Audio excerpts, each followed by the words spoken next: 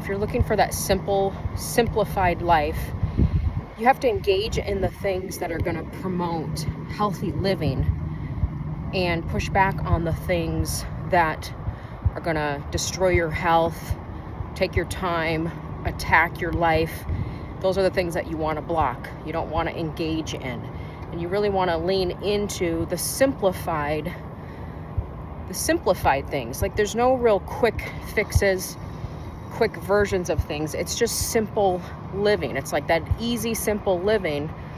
And you're just engaging in the activities such as walking, sunshine, clean eating, and whole food. Like, getting back to the basics of food is a game changer. Meat, fruits, veggies, like simple things, fish, nuts, and staying away from the processed and the amount of processing that food goes through. Like at a restaurant, by the time you get that food, it's been processed so much, packed with so many seed oils that are causing inflammation in your body. I mean, almost every restaurant uses seed oils that causes inflammation. And I actually just learned that seed oils make you more susceptible to sun damage. Then you're lathering on, toxic sunscreen because you get effects from the sun, and all of it's happening internally. So it's just this cycle, and it's an ignorant cycle, because most of the time we're doing all of these things without even knowing. We're just, well, so-and-so says I need to use banana boat, 70 and spray it all over. And really it's like the worst thing to do, because that in itself is destroying your body. And then if you're spraying that all on, and then you're sitting outside eating hot dogs and chips, drinking beer, now you just added in all this other toxic stuff.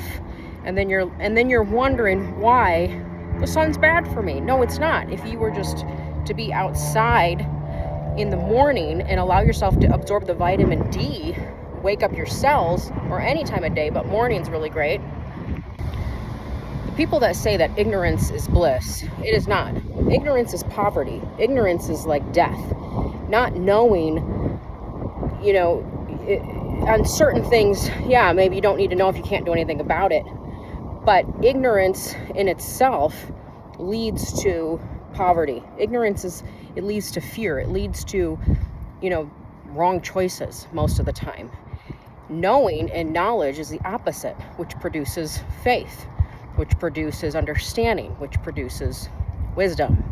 Because you have an understanding of something, so you can move in accordance to that understanding. You're not just moving because you don't know. That's a big, big issue. And we've been fed so many lies on how to live and things that we need. Even on, a lot of influencers pushing things that they tell you you need or you must have. One of the first things that I think about is, okay, I've lived this long without that gadget, like the window cleaning machine now. Like, oh, this thing crawls up your window and cleans it for you. I guess if you have really tall windows and you don't have them professionally cleaned. But there's so many gadgets now that I think, well, I've lived this long without that. Do I need it? And so I pause and think, is that going to make my life better? Yeah, some things make your life a little bit better, like the little jacks that push up your bed if you need to put a rug down, things like that. But for the most part, there's so many things that just turn into clutter because you use it one time. Like, I had a vacuum mop thing and it was great, but then it stunk. Then I had to figure out cleaning it. And then when I used it, it stunk. I'm like, am I washing the floor with moldy, mildew water? And then when I would clean it, it still stunk. It would grow mold so quick and mildew. You had to do all this stuff. I just tossed it. I just thought, well, forget it. I mean, yeah, I guess it could be great, but I like the old-fashioned way. Spray and mop. It's so much easier, and you're not reusing. I don't know. Some people, the gadgets are great, but it's the simple things. You keep life simple. You don't need a whole drawer full of batteries for all of these gadgets. And a lot of these machines are Wi-Fi based also. So now it's connecting into your home, and you're just getting more and more Wi-Fi and more EMFs, which is so hard to get away from if you live in the city or a condo or apartment building or whatever. So you want to try to do things that in a simple way as possible if you're really craving that simple more of that simple lifestyle. Being intentional about what you're bringing into the home as far as the products that you use and the quality of those products. Just because it's cheap, just because it's Temu and it's $3 or $5 doesn't mean it's great quality. For one, it was probably produced in a terrible way with people being, used and abused to create, to just like Shein. I mean, it's horrific what goes on behind the scenes to create all that fast fashion and cheap items. But not just that, the amount of gassing that product puts off when it comes into your home and the chemicals that are used to make it. Now, of course, you can't avoid it in all areas. Like, I'm trying to lean into more organic clothes, which is why I wear some of the same things. This is not organic. It's hard to get away from polyesters, but with bedding, you always want to use linens, cottons whenever possible for your sheets. 100% organic cotton or 100% linen. Linen actually heals your skin. It nourishes while you sleep, and so does cotton. So these fibers are actually nourishing your body as you're sleeping, as opposed to rayon or polyester, which is a lot of companies now are producing that. So you just want to be more intentional about what you bring into the home as far as the qualities, how it was made, the sourcing of it. And again, you don't need so many pieces. You just need the right pieces. You don't need to suffocate your home with so much stuff. Like, the amount of things that I see people bringing in is like, I have to unfollow because I'm overwhelmed just by looking at it. It puts me in a chaotic state. Like, this is just too much. I'm overloaded, overstimulated. It's like everything has just gotten so overloaded that we're all overstimulated all the time. And I think more and more people are craving just, I'm just going to back up, really be more mindful, slow down, not spend every dollar on garbage just because it's there and stuff that you're lugging through each season of your life.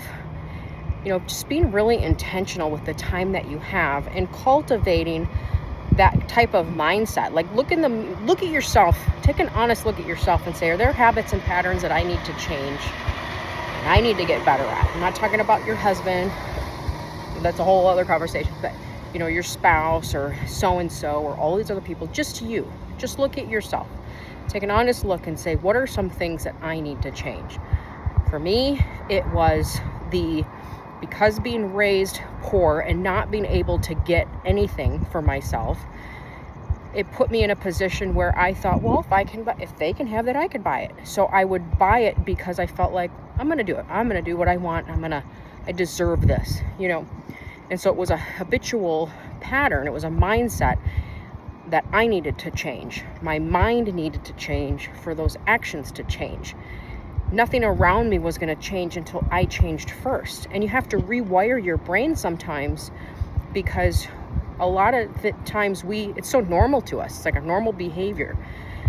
But if it's not producing good fruit, how long are you going to entertain that behavior? You have to look at the fruit that's being produced. And it comes down to, how long are you going to allow it? How long are you going to live that way? How long are you going to entertain that lower version of yourself until you get honest, until you get real, until you start making the changes that need to be made? Everything else will shift once you start shifting. So you don't have to worry about anyone else being on board. You don't even have to tell anybody, or get their acceptance or approval. You just move in accordance to what God is telling you to do, without needing the acceptance or approval or advice or opinions of those around you. They'll see the changes. At some point you demonstrate with your life and not your words. You move into action, and then people see, there's something different. You are changing. And once you move into action and start demonstrating with your life, the right people will come on board, and you might inspire some unexpected people as well. And be willing to take the time to do the work. It's not a quick fix. It's a journey. It's a walk. It's a day in and day out thing. You're not going to be perfect every time to make the right choices. Sometimes your old self is going to step in. Just keep going. That's okay. Give yourself grace as you're going through a big season of change. there is so much more in life that God wants for us to have. He wants us to be a blessing to those around us, and he teaches us things, and he wants us to ungrip some things that we thought we would never let go of. There's even like home decor items that I thought, I love that so much, I'm never going to let go of that piece. It's my ultimate favorite. And a year later, I end up letting it go. And things serve a purpose for a period of time. When you let go of something that has meaning to you, it's a sacrifice. If you let go of usually it's like it happens in layers. We let go of all the stuff we don't want, we don't care about. Okay, I got rid of that. Okay, now go back and look again and see what else there is and what else there is. And sometimes you have to do that 3-4 times. And that third or fourth time, you end up finding things that you're like, man, this really stings. But I have found people that it's blessing and it goes to a good home. And that just makes the sting a little bit less. I'm not just throwing it off to Goodwill or throwing it in the trash. I want somebody to be blessed with something that I've been blessed with. The whole process is really just teaching you to not be so attached to things and to live more free and light. That's what it's about. If you don't have a problem in that area, then maybe it's not something that you're attached to, but try to get rid of your TV, see how that goes. A lot of times the things that steal our attention and that take our attention over other things, that's usually where the problem lies. Those are the things that you have to let go of. So if it's consuming the majority of your life, take a look at that, because that ends up taking the place of our health, of our time with God, of our time with our spouse, of time with our kids, because we have something in that place already. So you have to remove that. And I think that's a big, for women, it's home decor. It's usually the house stuff. It's clothes, it's shoes, it's things, it's all that ends up consuming their life, and you're left overweight, tired, exhausted, full of debt, going to get your hair and nails done to make yourself feel better, buying more clothes because the clothes that you have in your closet don't fit, and you're going to hold them for save them for a day, and then you shop more because it makes you feel good, and you call it therapy, and you go out to your friends, go out to lunch and gossip about your husbands as you're out to lunch, talk about how whatever life, and then go back right into the cycle. And that is such a destructive cycle that is just stealing. You're hurting yourself, because it's stealing your own time. It's stealing your health. And you got to snap out of that. You got to get out of that. Back up and say, I'm going to now take control and take charge of these areas of my life that are causing this bad fruit, or this, not even bad fruit, just it no longer serves you anymore. Maybe for a period of time it did. Thrifting, when my kids were really little, thrifting their clothes served for a period of time because I could donate their clothes. But the thrill of the thrift turned into a problem where I had to show up at Goodwill first person on their 50% off Saturdays to gather as many clothes as I could. And then I'd go through and keep some, and then I would donate some. But it turned into like a thrill, like a game, a chase. And I didn't realize how much money I was actually spending. And, kids don't need that many clothes. I mean, I had a closet full of clothes and bins full of clothes. And then I would feel great because I donated so many, and it would help, it was a way of helping, but still, I was still spending all the money doing it for things I didn't need. So being aware and more like cognitive of our own decisions that we're making is step one, because then you're mindful about it. You're really thinking, am I buying this because I need it? I love it, need it or love it, right? Or am I buying it because there's some type of thrill? Oh, I found it before anybody else found it. Or so-and-so has it, so I'm going to buy it. Or this influencer with 1 million followers says this is a must-have, so I have to get it. Nothing's a must-have. Your home is a must-have, and having good health and a healthy family, those are must-haves. Clothes, all this other stuff, they're not must-haves. That's a term that I just can't stand. I've had companies ask me to say must-have, and I said, no, I'm not going to say that, because I don't believe that it's detrimental and you must have it. And I'm not going to trick anybody into thinking that they have to have it. If you're a content creator and you're watching this, be real. The best advice I can give is just be authentic. Stop with the, whoa, can you believe it's from Walmart? Whoa, you know, Pottery Barn or Walmart? Well, I already know it's Walmart. You know, you're trying to compare the two. Or thanks, it's from, you know, such and such. Well, I didn't even ask, but you're already saying thanks. You know, all of these gimmicks and all of these things and trends, and I like stuff, this kind of stuff and that kind of stuff. You're using all these trendy audio. Like, gag me. It's so gross. Just stop doing that and be authentic. People are starting to just get so annoyed, overly annoyed, when you scroll and 10 accounts are playing the exact same trending audio that means nothing, you know.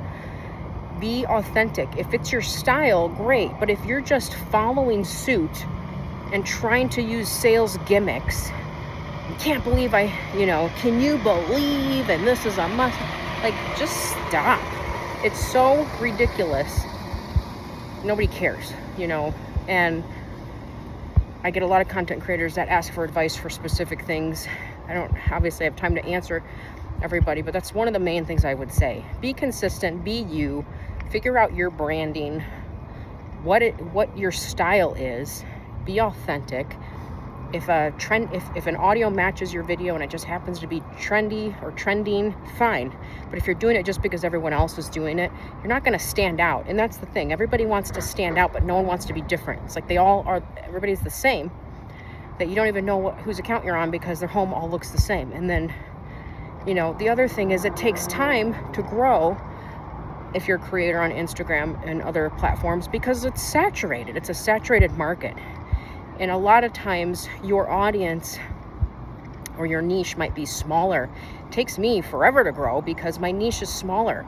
There's a certain group of women who are waking up that find my page, and that's like my niche. My niche is not the, whoa, it's Target, every Amazon find. Those accounts shoot up huge, but that's not my niche. It's not my audience, and I'm okay with that. So you have to be willing to be true to yourself, be real. Be real. So you're promoting something that you actually believe in, a product or a company, certain quality, why you like that product. I have found some great products that are budget friendly, but budget friendly is not really my go-to. But if it happens to be a great product at a great price, and I'll promote it. That's different. But it's just not my go-to, bougie on a budget and all of that stuff. It's more of quality, elevated living, and simplified, because you can buy one really nice blanket for the same price as 3 junky ones. I would rather promote that one really nice one that's organic cotton than 3 cheap ones. But if I find a cheaper one that happens to be a good quality fabric, I will, I don't have a problem promoting it. It's just the audience is a little bit different because it's less pieces that are unique and more elevated. It's not super rustic. It's not buying everything. It's not home, I don't do home goods runs or at home runs, Target runs, Walmart hauls. It's just, hey, I found this piece at this specific store. It's a unique piece. Here's how I'm using it. And I always look for pieces that you can use all season, like Christmas, spring, summer. So you're not buying different things that are super trendy or super seasonal. Like, you can have one nice vase and you can put 4 different flowers. So you can just keep some faux flowers for spring, summer, fall, and winter. And that's it. But you can use the same vase. You don't need to have all of this extra stuff that you have to then store, and then you have to buy bins for to store, and your garage looks like a store. Again, that's how I was. It was terrible. Like, I wasted so many great years.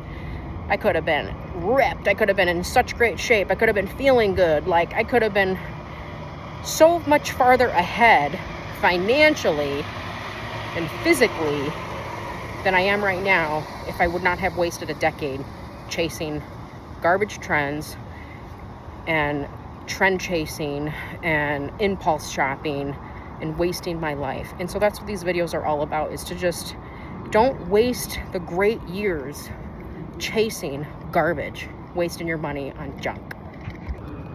Buy with intention, shop with intention, create a home that you love. Think first. Like, if there's an item that you love and it happens to be on sale, like right now there's some Memorial Day sales, it's a great time to scoop up some things that maybe you've been waiting on that you loved. not just because it's on sale. That's the difference. You're not buying to buy. You're not just shopping to shop, but you're intentionally curating, excuse me, and creating a home that's going to benefit you and your family. It's your safe space. It's your sanctuary. It's your resource center. Everything stems from the home and then goes out into the world. So it's so important to have your home in order.